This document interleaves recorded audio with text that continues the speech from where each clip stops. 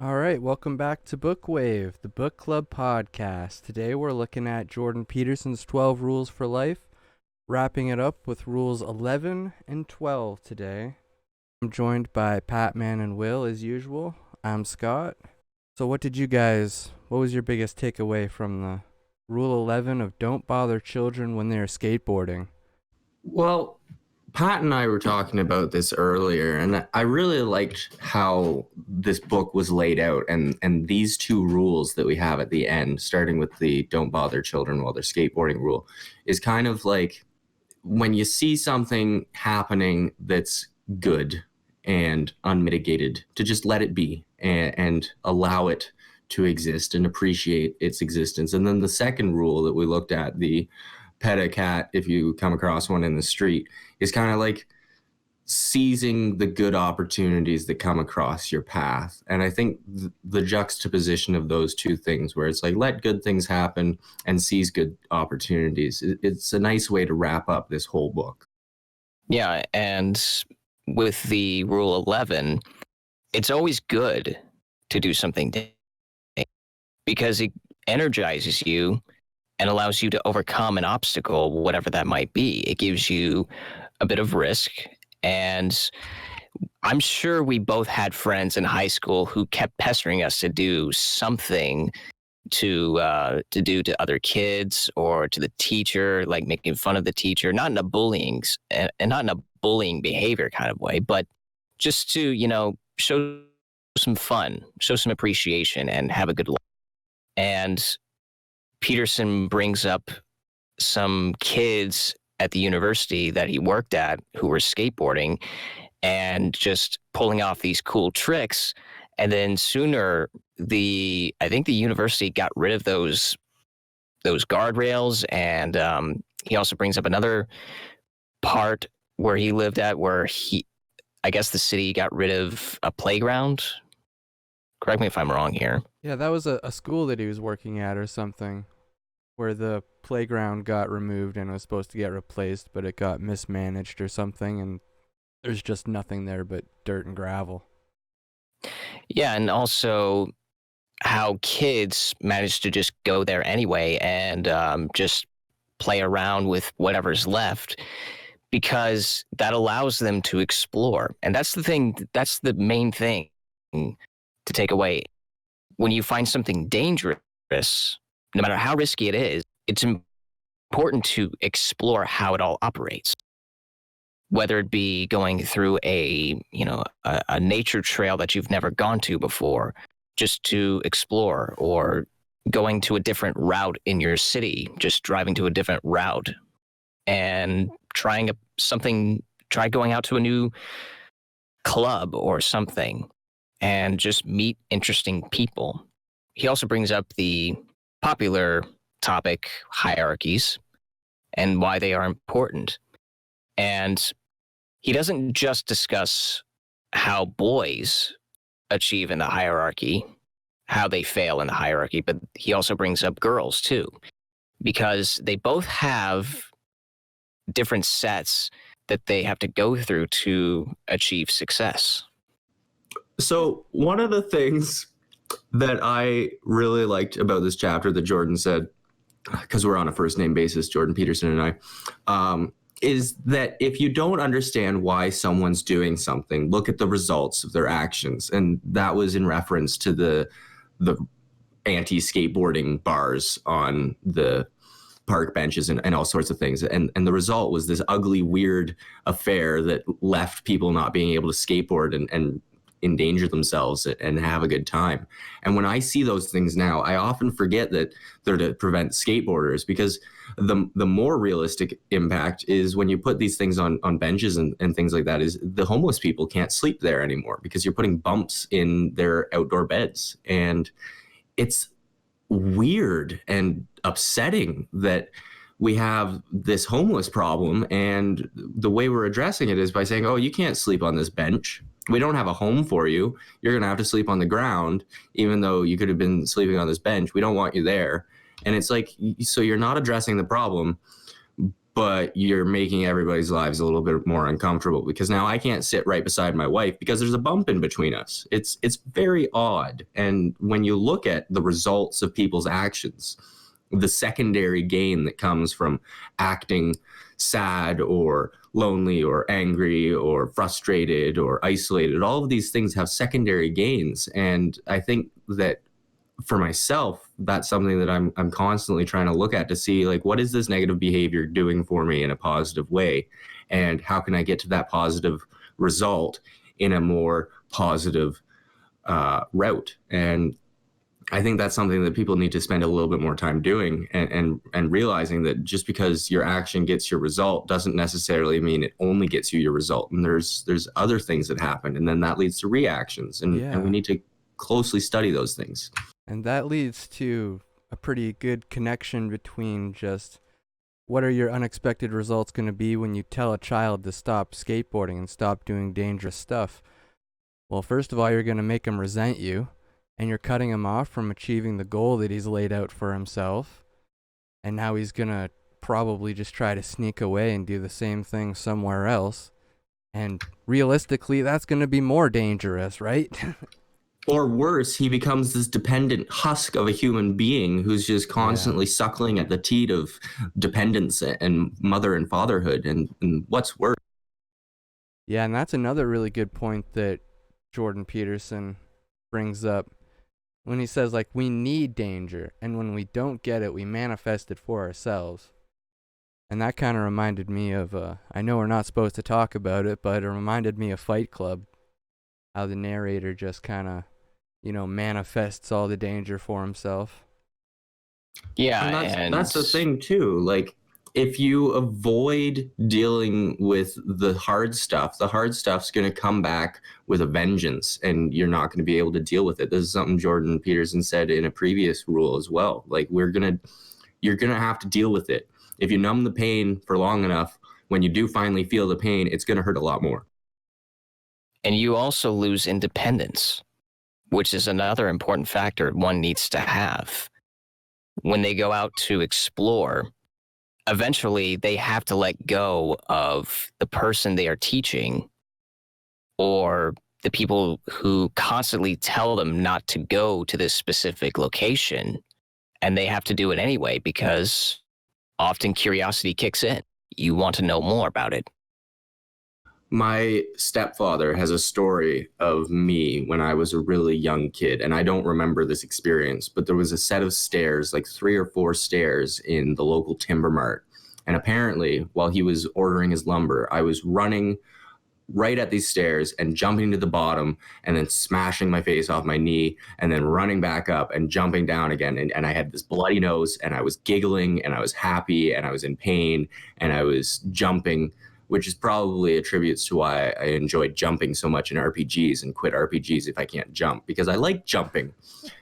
And so that's kind of my skateboarding experience of experiencing pain and being proud of it. Do you guys have anything like that? I think I have one. Okay, it's not exactly bloody and physical or anything, but sometimes we would pull pranks on the local neighbors, like ringing the doorbell and just run away. Nicky 9 doors. Yeah. But I guess the other thing too is just when I was maybe 9, 10, 11 years old, the neighborhood that I moved in had a lot of woods, and we were told not to explore outside the neighborhood or go to the neighborhood next to us because, reasons. Parents had their own reasons. We never questioned them.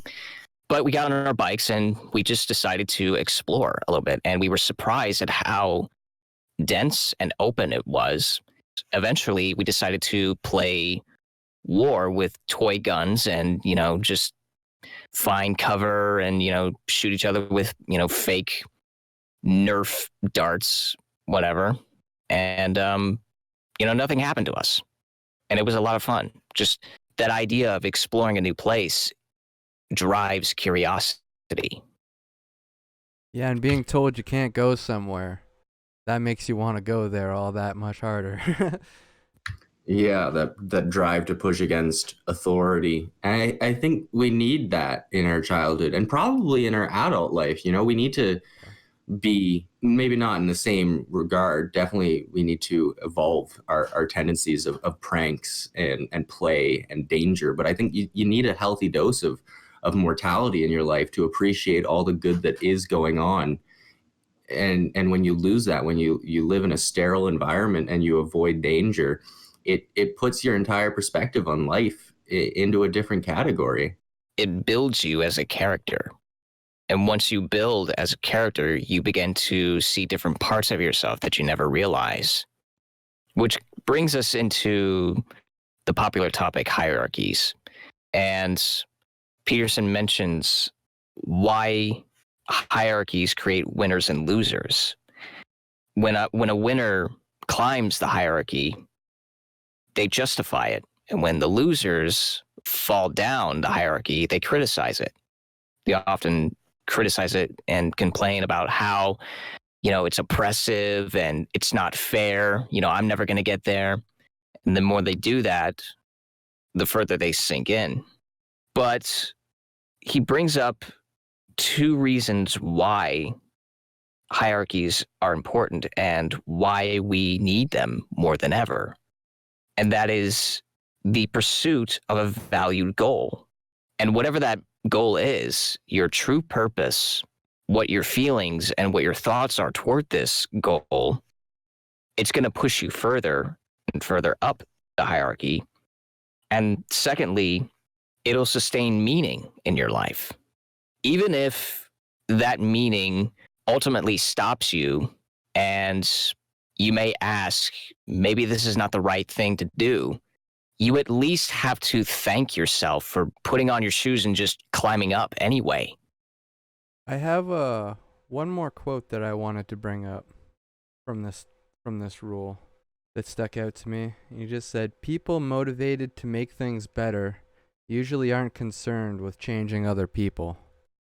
Yeah, and you value yourself before other people. And he does go on to say that if you do think the way to change the world is for people to change, you need to make that change in yourself first before you try to convince anything else of it. Absolutely. I think that's an age-old adage, right? Mm-hmm. And Gandhi was the one that coined that phrase, be the change you want to see in the world. If you expect the world to change, you're going to be really disappointed. Yeah, I always fall back to that old Michael Jackson song. I'm looking at the man in the mirror. I love that song. Now let's take a mid-roll break. Do do do do do do. Ba-da-ba-ba-ba-ba. And we're back with Rule 12. Pet a cat when you encounter one on the street.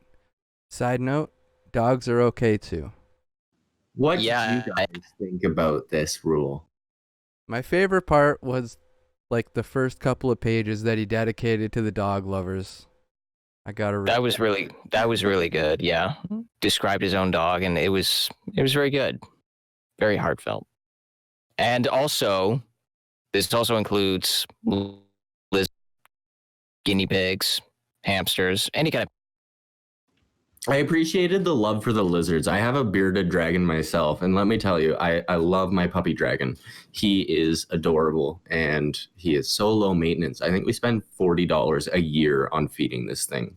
Like, best dog ever.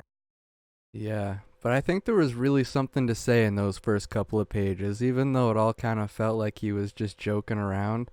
It was like, no, this is actually serious business. If I make a chapter about cats, I have to talk about dogs too, at least for a little bit, and all the other animals. Nobody can feel neglected when they're reading my book. This is for everybody. I really Otherwise, like that. otherwise it wouldn't be fair. Yeah. It was incredibly inclusive and integrative, and I appreciate it. And it also comes down to just enjoying the beautiful things in life, just taking a moment of your day, whether you have a stressful one or not, to just be mindful of the things around you. It's quite literally the stop and smell the roses rule. And I think it's incredibly necessary if you're going to have 12 rules for life to destroy chaos and create organization and consistency. You need to stop and smell the roses. It's just an imperative requirement of being alive and sentient and aware of this world. If you're going to be a successful person, you have to find happiness and beauty and gratitude in every single day. Especially when you're faced with the darkness and suffering of reality. Yeah. Yeah, when it comes to like a death in the family or someone about to die in a family, or you lost your job, or you're moving to another place that you don't want to go to, or you broke up with your significant, or what's going on in the world politically and so everybody relishes suffering a lot more than taking in beauty and goodness in the world, because That's a really good point. Let me jump in and just shut you down. Okay. Do add on. Scott and I were talking about exactly what you're saying. So in the news, you hear about all of the terrible things. And then I showed Scott this website that my stepfather, again, huge influence in my life, shout out to John, showed me, which is humanprogress.org. And it's just good news. Have you heard of this site, Pat? Yeah, I have. Steven Pinker mentioned it a few times. And I think he's a contributor to that website too. So for some reason, the only stories that you hear about on the news are volcanoes blowing up and communist revolutions. And like right now, the top story on humanprogress.org is China is curing cancer faster and cheaper than anyone else. And it's like, you don't hear about that. Yeah. And I mean, most of the time you hear about what's going on with like pro-democracy protesters, but yeah, you don't hear anything about that. And it reminded me of a joke that Bill Hicks said in his stand-up comedy, which you hear a lot of bad news and everything, war, famine, drugs, war. And then you open your window, go outside, and you just hear crickets. Everything's fine. Oh man. Nobody's dying. No, nobody's dying in your street. You can have a beer, just relax, It's not happening near. Yeah. But it's amazing how we don't hear about good news in the news, except for this one website, Human Progress.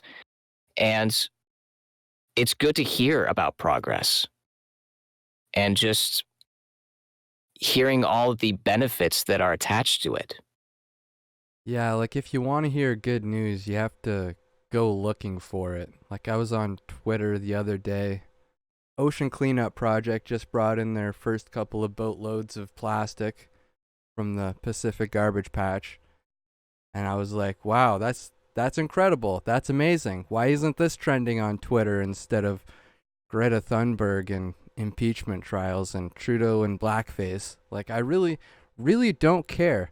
Trudeau's not wearing blackface in my neighborhood. I could care less. But this guy out here, Boyne Slats out there saving the world, and barely anybody acknowledges him. And don't get me wrong, if we want the silly news stories, like maybe there should be a time and a place for it. But every hour of every day, the same 3 news stories for a 3-week period of time are getting recycled. And it's like, when I get home from work at 5 p.m. and I turn on the news, it'd be nice to be inspired. After you put in your 8, 10, 12-hour day, it'd be nice to have some good news. And then maybe by 9 p.m. when the world is dark again, we can talk about some of the other crappy things that are going on. But we got to sprinkle in the fact that, like, good things are happening. I'm going to get a little conspiratorial and ask, do you think that's on purpose? Do you think we're being manipulated with all this negativity on purpose? Or do you think that's just an accident? Do you think that's just a product conspiracy of human nature? It's completely intentional. The media is absolutely driving us to be depressed, because when we're depressed, we need comfort food and we need comfort Netflix and we need to not produce things that make the world a better place. It's no accident that you don't get good news, because For the same reason, it's not an accident that the Facebook algorithm shows you your 10 least favorite friends and the 5 things that they've said that will drive you nuts so that you'll freak out and then buy something. See, And this ask me a leads, couple years ago, I'd agree with you 100%. But lately I've been wondering if that's just because humans are wired that way and we've learned to only focus on the negative. So that's all the media writes about. Like when we think of the media, we think about this machine that's like trying to control us and manipulate us. But it's really just people, right? And I'm just yeah. wondering if those people are just victims of It's negativity and it's nihilism. the Let me add one thing to that. When we are tied up with a lot of suffering, we end up becoming numb to it. And when we become numb to it, we spew out. And sometimes it acts like an addiction. We look for calm in order to become superior. And we arrive at that superiority in order to manipulate and corrupt others so we can gain notoriety. Do you remember the metaphor of that large beast and the sophists and the farmer that had the large beast and he Oh boy, do I monitored its ever. reactions? Thank you. I So that's what it is. The media see what gets views. And so they don't put in the effort to bring the stories that are good because the stories that are good have a harder time gaining traction, whereas tragedy sells. People slow down to look at the car accident. And it's laziness. If you were truly philosophical and anti-sophist, you would be sharing good news all of the time. But because you're also a business and you have revenue and sales and quarterly earnings and all sorts of silly things, you're just going to sell the story that sells quicker than the story that sells slower. And that kind of brings into the idea of mindfulness and how popular it's becoming because it lets go of all the limitations you have and actually see a bigger picture of yourself and the environment that you're in. And we don't take the time to actually do that. And Alan Watts brings up the concept of death in his lectures. And he recommends to not just wallow away in suffering and sadness when a loved one dies. You should celebrate that person's life while you can before they perish. Think about the good times you had with them. Pour some champagne if you have to. And just let those moments blossom as much as you can before moving on. And that will also lead you to other things that are far more important than just being alone and suffering. Beauty can actually become a part of your in life. To be able to go after that one goal that you want to achieve. You let beauty become your cheerleader for life, or let it energize you as much as possible, give you inspiration. Just taking the time to look at a piece of art, or in this instance, pet your cat or your dog or your lizard, or even just say, you know, I'm glad you're here, to a friend or a loved one. Yeah. Well said, Pat. Well said indeed. So, what was your favorite rule in this entire? I know it's tough, but you know, I wanted to hear what you guys had. Mine was Rule 8, I think. Tell the truth or at least don't lie. I think that's Why kind is of it? a rule that I was trying my best to live by before I knew about Jordan Peterson. But after hearing Jordan Peterson, I knew why I shouldn't lie or refrain from telling the truth. Were there any examples where you had to put it in practice? Um, none that I can really rhyme off the top of my head, but it just gave me that extra resolve to like really back up my own beliefs, you know? Like up until this point, I was just like can't stand deception and people that do nothing but lie. So I make it my own resolve to not lie to people. And then after reading this book and listening to all of his lectures, it just further strengthened that resolve. Like it damages the structure of society, not just your own reputation. Not just about you, it's about everybody else too. And it really helped me to articulate how I felt about it. Like he always says in his lectures, he doesn't give us information that we don't have. He just tells us things that we already know and how to utilize that kind of stuff. Yeah, that's a really good rule. For me, I think it was set your house in order before you criticize the world. Mm-hmm. That's a big one. I think that one's the biggest one right now. I don't know. Maybe that's probably because it's the biggest one for me that I think that. But I think if more people took that rule to heart, this world would be a much cleaner place already. And it is so crucial. It is so easy to be a critic of other people doing things, but it's a lot harder to actually be the person doing things, getting critiqued. And if you just clean up your own mess before you go and crap in someone else's house, then we'll probably be a lot happier and we'll get along a lot better. Yeah, I definitely agree with you. Rule 6 is definitely a rule that I think is far more important. And it kind of ties in with Rule 9, which is assume that the person you're talking to may know something you don't. It's kind of opposite to Rule 6 in a sense, but with Rule 6, it actually makes a whole lot of sense because if you follow the biggest trend or follow in your friend's footsteps because, everybody's doing it, if that's the one reason, then what's that going to lead to for yourself? And that took me so many years to actually uncover because back then I was completely, and I didn't really pay attention to what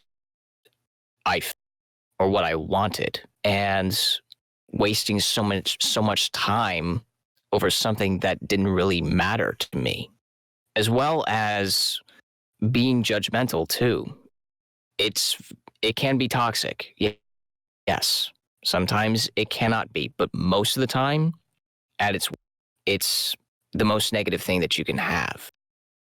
And so when you're an organized mess, you don't know what to do. And when you don't know what to do, you are lost. And so that phrase that Peterson brings up, which is clean up your room, is a good start because you uncover hidden treasures or hidden secrets that you've kept away for so long. You begin to wonder why you kept them there in the first place. By uncovering that, you begin to understand far more than what you have known before. Well, this has been a really good journey. I think reading this book together with you guys gives it a lot more time to actually consume and digest. I really like the format that we have for reading these books and spacing them out over weeks and being able to digest the material. I think I get a lot more reading it with a couple people than I do on my own, just trying to read the amount of pages that there are and get through them all. This sort of book study is really empowering, I think. Yeah, and it definitely prepares us for the new year too. I know it will be for me. Just the act Absolutely. of taking notes during like my readings, because I have to be prepared for a podcast, has been incredible for me. And there's a lot of stuff that we didn't go over in this book too, so for all you guys listening at home, if you haven't read this one, you definitely should. And if you have read 12 Rules for Life, you can give us your thoughts. Specifically on the coda, we didn't go over it ourselves, but I'd like to hear people's thoughts on it. Because that's something that I've never heard from any of his speeches or lectures. I really enjoyed reading that ending bit. So do we have anything else to say about this chapter or the end of this book? I don't believe so. I pretty much said my own thoughts about this, so I'm good to go. Well, all right. Until next time, like, comment, subscribe. Check us out at bookwave.club, and may the force be with you. Or equal to mass times acceleration. Eat more lobster.